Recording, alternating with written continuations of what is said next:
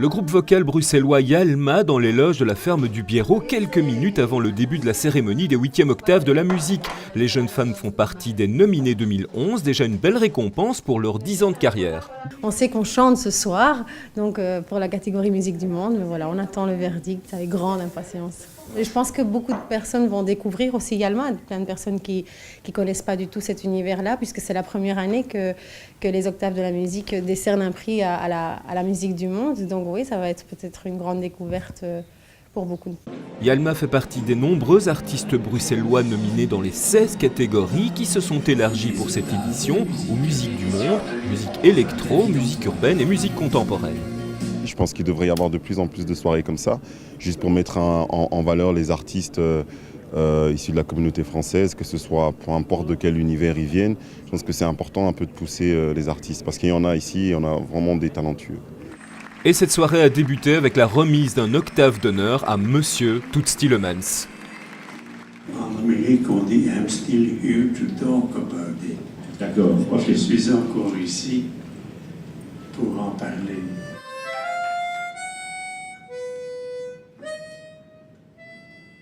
Les octaves de la musique 2011 nous ont crédité de quelques belles performances scéniques comme celle de Yalma et celle de Chloé Dutrèfle, la bruxelloise, emporte l'octave de la chanson française 2011 pour son album Hasard de trajectoire. Ça raconte une histoire qui se passe en temps réel, c'est en même temps une création radiophonique et donc on suit un personnage dans une course-poursuite à travers les transports en commun et ça se passe notamment à Bruxelles. Enfin, surtout à Bruxelles. Et donc voilà, c'est gai d'avoir ce prix de chanson française pour un projet qui est quand même relativement expérimental. Si les groupes Blank Note, Puggy, OK ont été récompensés, c'est Stromae qui sort grand vainqueur de cette soirée avec le prix de concert de l'année et d'artiste de l'année. J'ai quand même un petit truc à te dire. J'ai l'impression que ton succès est dû en partie à Jamel Debbouze.